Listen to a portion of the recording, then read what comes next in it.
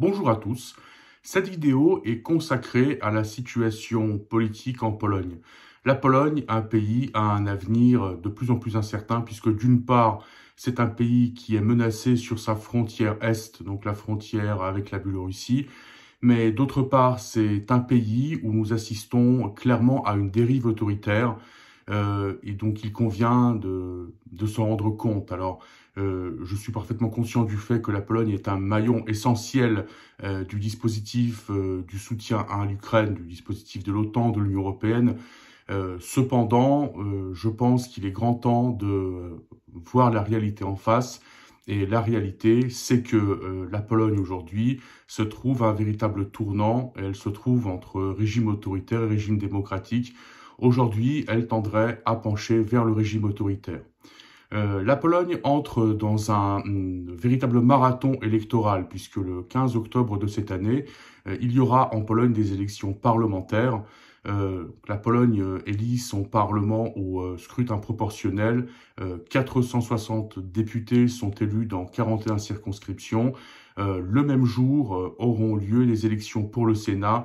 Donc le Sénat en Pologne est élu au scrutin uninominal et là il y a 100 sénateurs, donc 100 circonscriptions. Mais également le 15 octobre de cette année aura lieu un référendum qui est une copie du référendum hongrois qui a été fait pour renforcer les dirigeants ainsi que leurs chances de gagner les élections.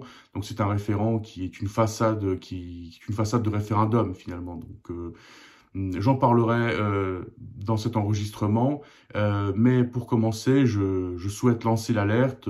Cette vidéo est destinée à l'opinion publique française, elle est destinée aux journalistes, elle est destinée aux intellectuels, aux politiciens, à tous ceux pour qui la démocratie est chère.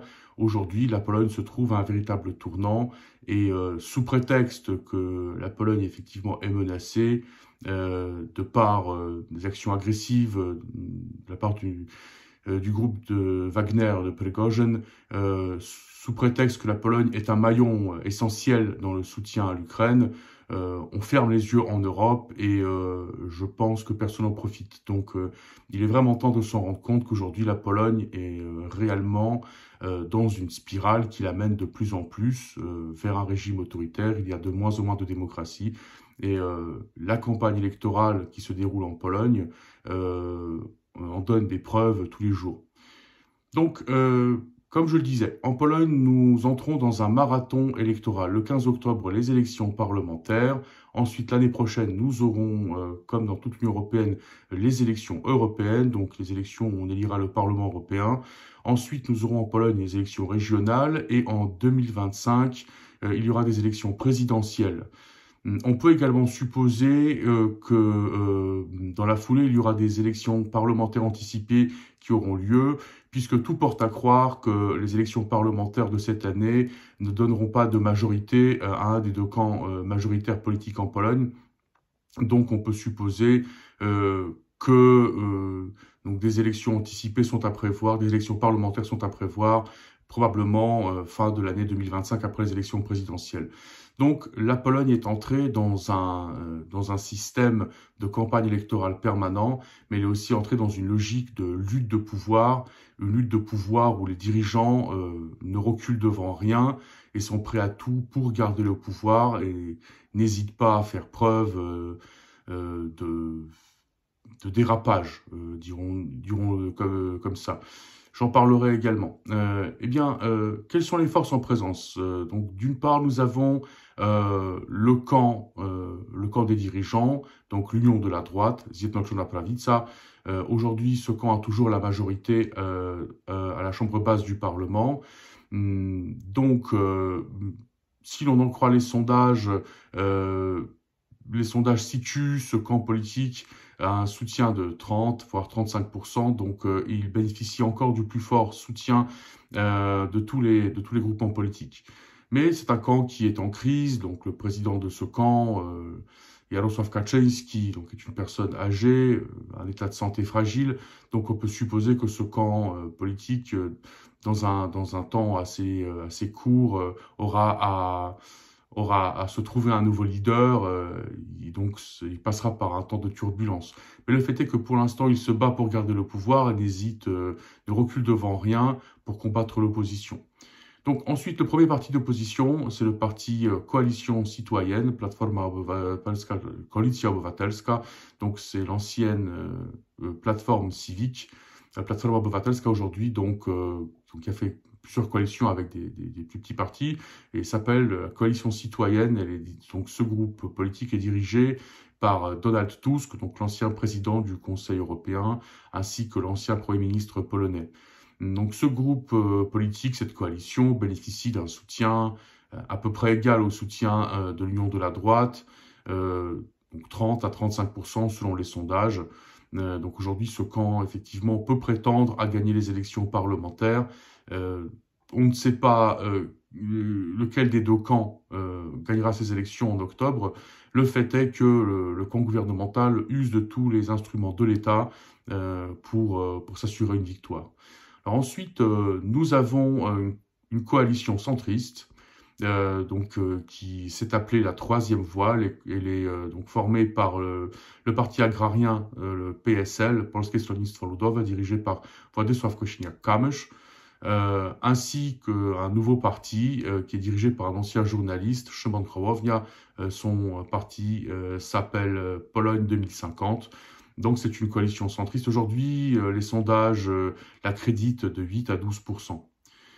Nous avons également le camp de la gauche. Donc ça, c'est un camp qui a réussi à obtenir 12% aux anciennes élections parlementaires. Les élections parlementaires, c'était en octobre 2019.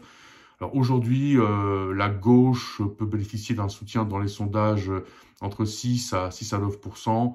Donc effectivement, c'est un camp politique qui aujourd'hui est menacé parce que il a vraiment beaucoup de chances de se trouver sous le seuil exigé en fait pour avoir une représentation donc à la diète. Donc effectivement aujourd'hui on ne sait pas si la gauche se trouvera dans le prochain parlement. Le fait est que, comme je le disais, les sondages l'accréditent de 6 à 9%.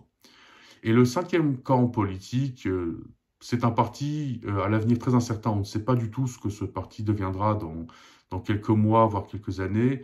Donc ce parti s'appelle la Confédération Konfederacja. C'est un parti que l'on compare souvent au Jobbik hongrois. C'est un parti qu'on ne peut pas, par contre, comparer au Rassemblement national français. C'est un parti qui, de par sa structure et son programme électoral, se différencie beaucoup du RN. Alors c'est un parti qui attire beaucoup les jeunes, en particulier parce qu'il présente un programme économique très libéral, très antisocial, très libéral. Alors c'est un parti qui présente donc un programme de mœurs très conservatrice, mais un programme économique très libéral. C'est un parti qui est assez divisé sur pas mal de choses. Donc il a 3 voire 4 leaders pour l'instant. Donc la question est de savoir si ce parti effectivement pourra résister à la lutte politique donc, qui s'annonce et qui va durer au moins 2 ans. Comme je le disais, la Pologne rentre dans un marathon politique. Donc on ne sait pas trop ce que ce parti deviendra, mais aujourd'hui c'est un peu le parti anti-système. Alors il faut savoir qu'en Pologne, depuis 30 ans, il y a toujours eu des partis anti-système qui ont réussi à bénéficier d'un soutien populaire aux élections d'à peu près 10%. Donc il y a toujours une recherche des électeurs en fait d'une nouvelle voie, d'une autre voie. Et cette voie est représentée par divers partis. Alors aujourd'hui, c'est la Confédération, donc qui, d'un point de vue des mœurs, est assez à droite. Économiquement, c'est le parti libéral. Mais il y a encore quelques années, donc il y a encore 12 ans, un parti très similaire, sauf que celui-ci avait donc des idées plutôt de gauche d'un point de vue des mœurs, qui s'appelait donc le mouvement de Palikot. Mais finalement, sur sa structure, les postulats économiques sont très similaires. Donc, on verra ce que la Confédération deviendra, ce qu'il en adviendra. Le fait est qu'aucun parti anti-système en Pologne n'a tenu plus d'une mandature du Parlement. Donc, aujourd'hui, rien ne nous pousse à croire que la Confédération pourra s'inscrire dans l'espace politique polonais de façon durable. Bon, tout ça, on le verra par la suite, mais pour l'instant, ça reste quand même un parti considéré comme un parti saisonnier. Donc finalement, nous avons cinq listes, cinq grandes listes qui vont concourir aux élections parlementaires. Donc, comme je le disais, d'une part, donc, les dirigeants, l'Union de la droite, d'autre part, la coalition civique, ensuite, donc, le bloc centriste, la troisième voie, un bloc de gauche, un petit bloc de gauche, donc, qui s'appelle simplement la gauche, et nous avons la Confédération. Il faut bien voir que donc, si l'on s'en réfère aux sondages qui sont publiés depuis plusieurs mois, il y a donc certaines constantes. Donc il y a un match nul ou quasi nul entre les deux premiers partis, donc l'Union de la droite, donc qui est une coalition également, donc l'Union de la droite qui est au pouvoir, ainsi que la coalition citoyenne, la coalition civique de Donald Tusk.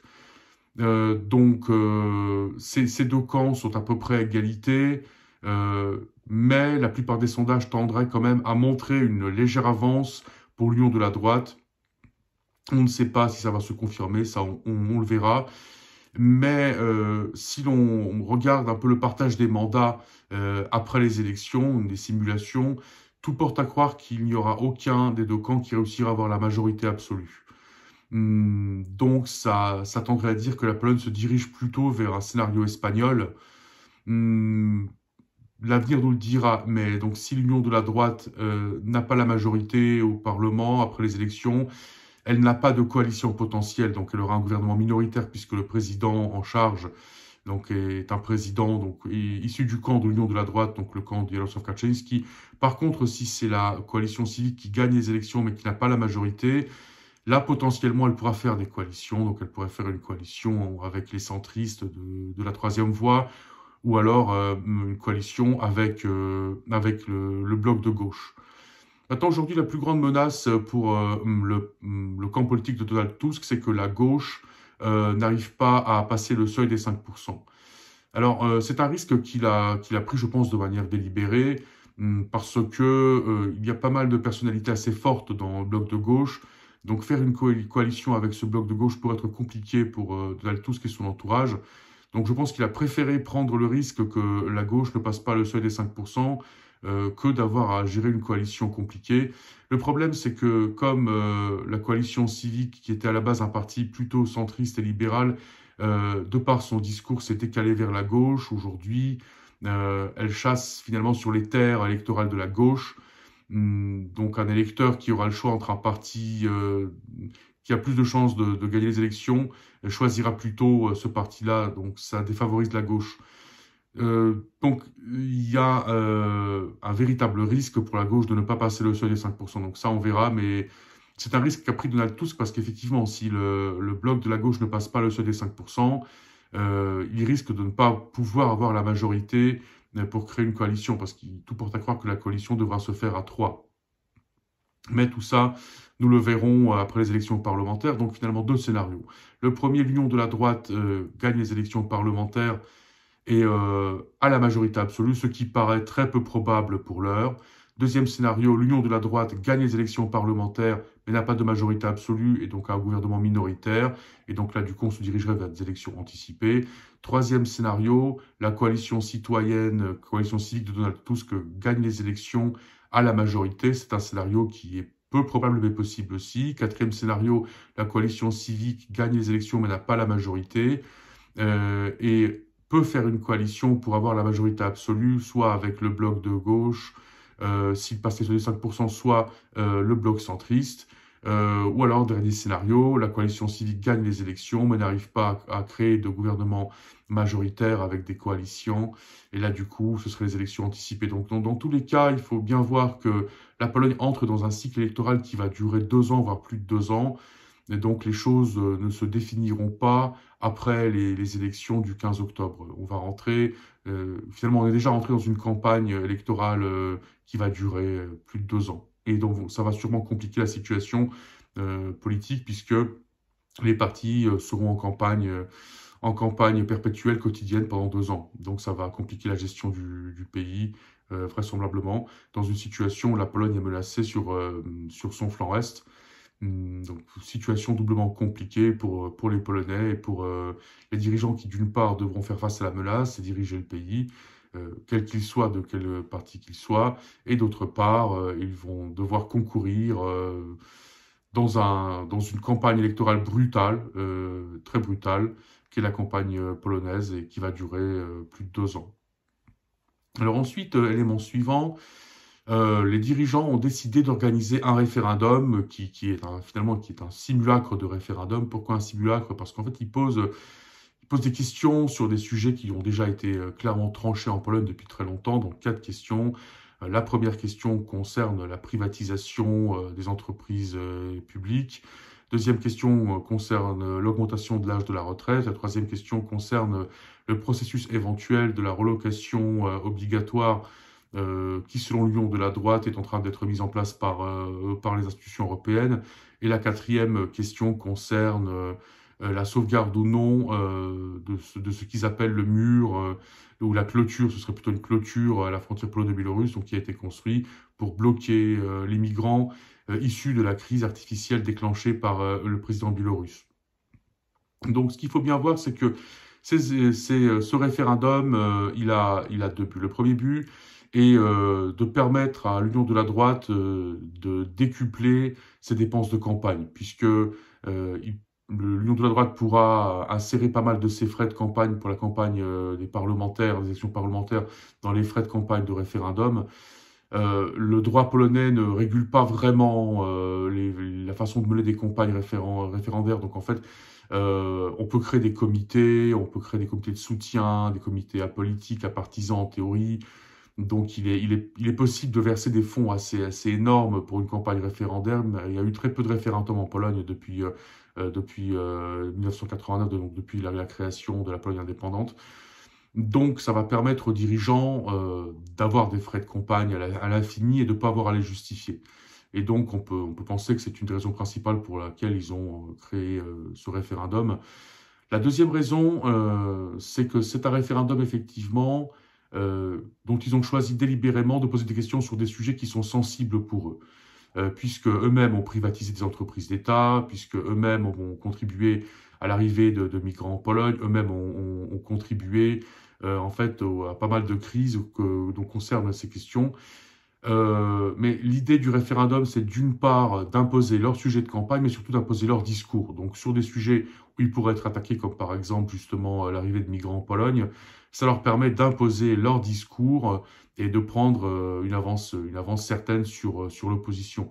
Donc ce référendum donc a d'une part pour but de décupler, donc d'avoir des frais de campagne complètement incontrôlables et incontrôlés, et d'autre part d'imposer son discours de campagne, euh, donc sur des questions qui sont compliquées, parce qu'effectivement, donc l'Union de la droite aujourd'hui a un bilan de 8 ans, donc 8 ans de gouvernement, auquel il faut faire face. Donc pour éviter d'avoir de répondre sur des questions comme l'inflation, par exemple, des questions comme le durcissement du droit anti-IVG en Pologne, des questions concernant le manque de logement, des questions concernant l'infrastructure qui n'a pas été développée, des affaires de corruption. L'Union de la droite veut imposer ces sujets de campagne, d'une part pour mobiliser son électorat et d'autre part pour éviter à répondre à des questions auxquelles elle ne veut pas répondre. Est-ce que cette stratégie, ça va s'avérer payante? Alors je dirais, ce sera 50-50, c'est-à-dire que d'une part, effectivement, ça permettra à l'Union de la droite de mobiliser une partie de son électorat, mais d'autre part, elle va mobiliser aussi l'électorat de l'opposition. Donc, personnellement, je ne pense pas qu'elle soit gagnante sur ce référendum, mais dans la mesure où aujourd'hui, l'union de la droite qui est au pouvoir en Pologne se sert à pleine main de l'appareil de l'État et de tout ce que l'État peut offrir pour combattre l'opposition, discréditer l'opposition, le référendum vient renforcer ce dispositif, ce rouleau compresseur qu'utilise l'union de la droite pour gagner les élections parlementaires en Pologne. Aujourd'hui, il faut bien voir que l'union de la droite en Pologne utilise des méthodes qui sont très comparables à ce que fait l'AKP en Turquie ou ce que fait le Fidesz en Hongrie. Ce sont des méthodes très similaires. C'est une façon de penser et de faire qui est très similaire. D'ailleurs, le référendum dont je viens de parler est une chose qui a été quasiment copiée de ce qui s'est passé en Hongrie. Donc l'Union de la droite n'a rien inventé. mais il convient d'alerter l'opinion publique sur les dérives autoritaires qui se produisent en Pologne, parce que, d'une part, l'Union de la droite dispose de tous les instruments de l'État. Donc aujourd'hui, tout est entre les mains de l'Union de la droite, que ce soit l'appareil judiciaire, que ce soit l'appareil administratif, tout est aux mains de l'Union de la droite. Les médias publics sont également aux mains de l'Union de la droite, sachant que donc l'homologue du CSA français, donc qui s'appelle en Pologne le CRIT, essaye d'embêter autant que se peut les médias privés. Par exemple, ces derniers jours, cette institution a décidé d'une amende très élevée contre un média privé, donc qui soutiendrait plutôt l'opposition, donc un média qui s'appelle Radio Z. Cette amende concerne une information qui a été publiée par ce média le 22 décembre de l'année dernière concernant le passage en Pologne du président ukrainien Zelensky, donc qui est passé par la Pologne pour aller aux États-Unis. Donc, selon cette information, les services secrets américains ont assuré sa sécurité en personne et n'ont pas laissé les services secrets polonais assurer la sécurité de Volodymyr Zelensky le temps de son passage en Pologne. Et donc aujourd'hui, le CRIT, donc l'homologue du CSA français, revient plus de 7 mois sur cette information et accuse ce média d'avoir mis en danger la sécurité de l'État et avoir mis à mal les intérêts de l'État. Et pour ça, donc il condamne ce média à une amende de 500 000 zloty, donc ça correspond à peu près à 125 000 euros. Donc c'est une amende énorme. Donc c'est clairement une pénalité, une sanction qui est destinée à faire passer un message. Donc le message est clair, ne soutenez pas l'opposition, sinon vous allez le payer cher, voire très cher. Une autre amende a été destinée à un autre média d'opposition, la radio Talk FM. Cette radio avait organisé une discussion concernant un manuel scolaire qui a été publié par un ancien politicien et intellectuel affilié à l'Union de la droite, Wojciech Roszkowski, donc qui a publié un manuel destiné à l'éducation civique en Pologne. Et donc cette radio a été pénalisée parce qu'on a estimé que le discours de l'expert qui était invité était un discours de haine, alors que c'était un discours qui était il était critique par rapport au manuel, mais c'était loin d'être un discours de haine. Donc la radio Talk FM s'est aussi vue imposer une amende très élevée. Il faut également rappeler que en fin de l'année 2021, l'Union de la droite a essayé de liquider, au sens littéral du terme, le plus grand média d'opposition en Pologne, donc la télévision TVN, qui appartient au groupe Discovery Channel. Donc ça c'est pas passé puisque le président polonais a mis son veto, mais parce que les Américains ont clairement fait comprendre aux Polonais que c'était pas acceptable. Mais l'Union de la droite combat les médias indépendants et ça devient de plus en plus compliqué en Pologne de faire du journalisme, tout simplement, du journalisme impartial, sachant que donc, les journalistes impartiaux, d'une part, peuvent craindre des répressions de la part justement des institutions publiques, mais d'autre part, les médias qui les engagent peuvent craindre des répressions, des amendes justement des institutions publiques qui sont toutes aujourd'hui reprises par l'État. Il faut voir également que le gouvernement ne se gêne même plus pour discréditer les gens qu'il considère comme ses adversaires. Il y a une situation très choquante où un médecin qui avait critiqué la stratégie, donc une nouvelle stratégie du ministre de la Santé concernant le délivrement d'ordonnances, le ministre de la Santé, donc Adam Niedzielski, qui a publié sur son compte Twitter les ordonnances que le médecin avait rédigées, donc histoire de le discréditer. Donc ça a vraiment déclenché en Pologne beaucoup de bouleversements. Le fait est que, comme on est en campagne électorale, le gouvernement a décidé de démissionner le ministre, mais le Premier ministre a bien fait savoir que c'est parce qu'on est en campagne, mais que finalement le gouvernement ne se sentait d'aucune responsabilité. Donc aujourd'hui, en Pologne, les dirigeants ne se gênent pas pour se servir de l'appareil de l'État pour discréditer leurs adversaires, pour discréditer leurs ennemis politiques ou ceux qu'ils considèrent comme des ennemis politiques. Ils ne se gênent pas pour aller discréditer donc les médias d'opposition. Ils ne se gênent pas pour aller discréditer les organisations qu'ils considèrent comme des organisations ennemies. Mais aussi le discours de ces leaders est un discours de haine. C'est un discours qui commence à rappeler le discours des communistes, voire le discours des fascistes dans les années 20 à 30 en Italie, pour ne pas aller plus loin dans mon analyse. Le président du Parti Droit et Justice, donc la composante majoritaire de l'Union de la droite, Jarosław Kaczyński, a estimé que Donald Tusk, donc son principal opposant politique, était un ennemi du peuple polonais. Il a également estimé qu'il fallait traquer et combattre les traîtres. Par la suite, il a estimé que donc son opposant principal, donc Donald Tusk, était le mal personnifié, qu'il fallait le combattre par tous les moyens. Donc c'est ce genre de discours que l'on utilise publiquement aujourd'hui en Pologne. Sachant que le jour de la fête de l'armée polonaise, donc la fête du 15 août, donc une journée qui est très importante en Pologne, puisque c'est une fête qui commémore la victoire de la bataille de Varsovie. Donc c'est la bataille qui a permis de stopper l'avancée bolchevique sur la Pologne et sur l'Europe.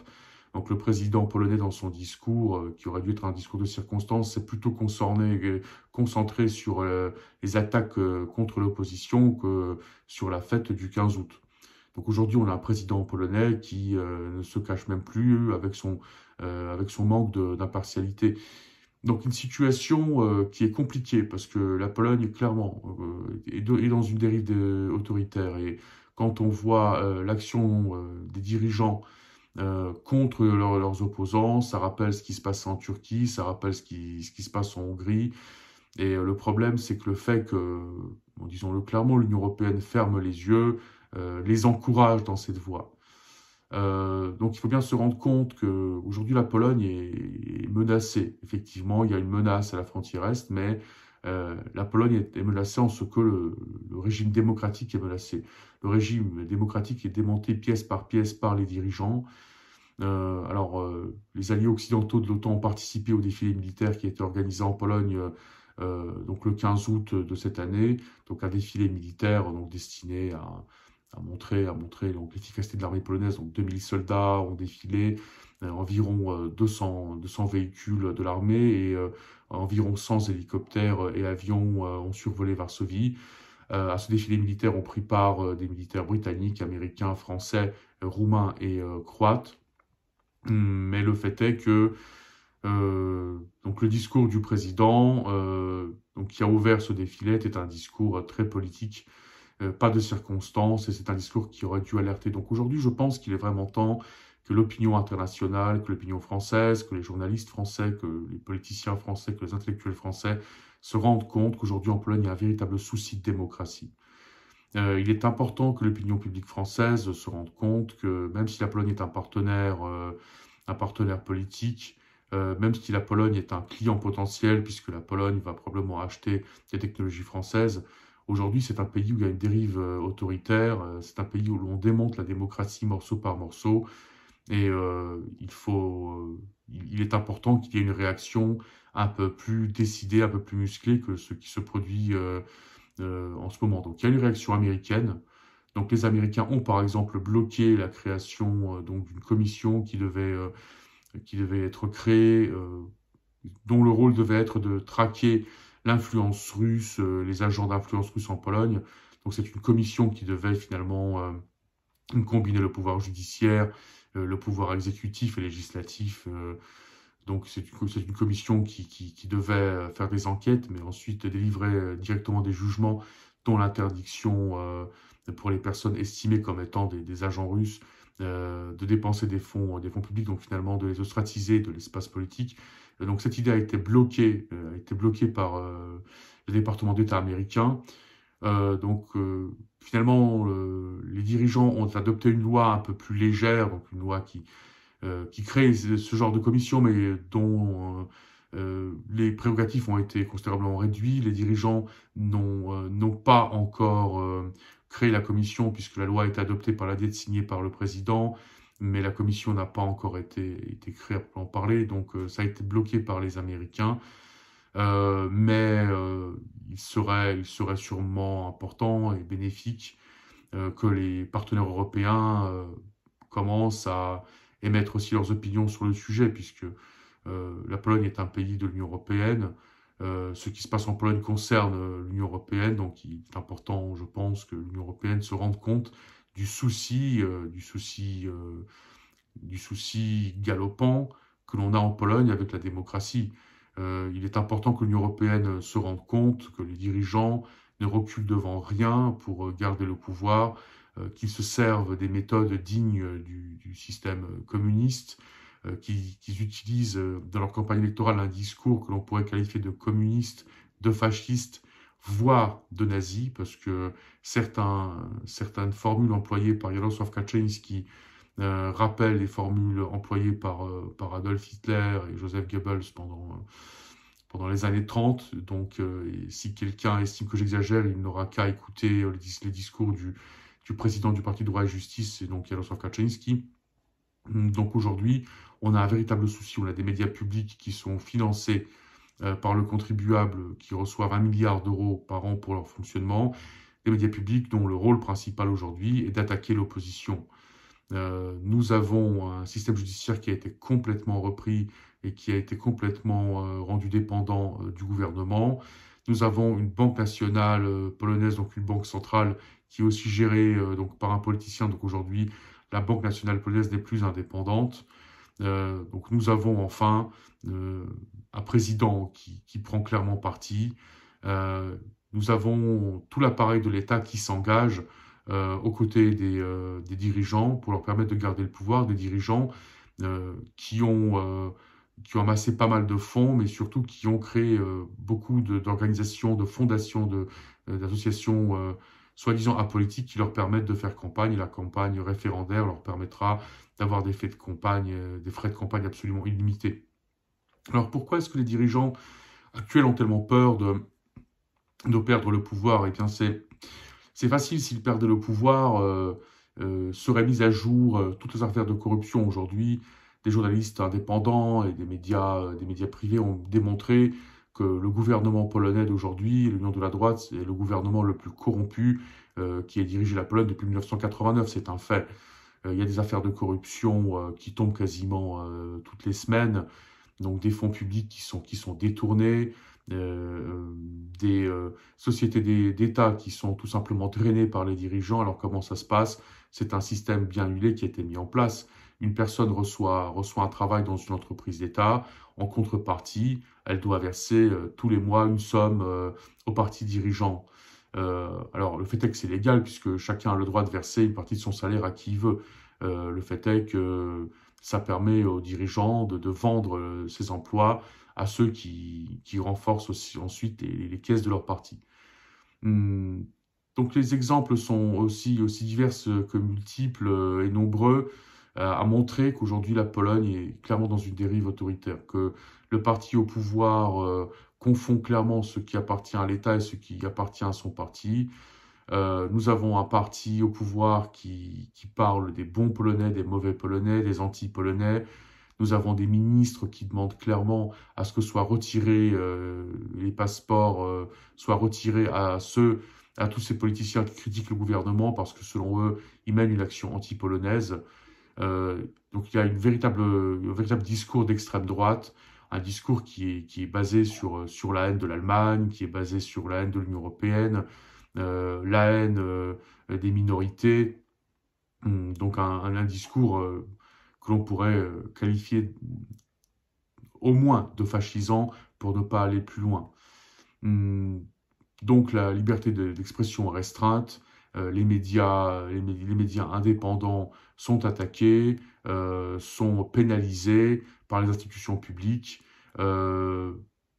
Les conditions de campagne pour l'opposition sont de plus en plus compliquées, puisque le parti qui est au pouvoir a tous les instruments de l'État, donc finalement il a le monopole de pas mal d'institutions, donc il a finalement accès à tout. Donc il a des moyens qui sont 10 fois, 20 fois, voire 50 fois supérieurs à ce que peut avoir l'opposition. Et donc aujourd'hui, c'est dans ces conditions-là qu'a commencé un marathon électoral. Donc aujourd'hui, la Pologne joue son avenir.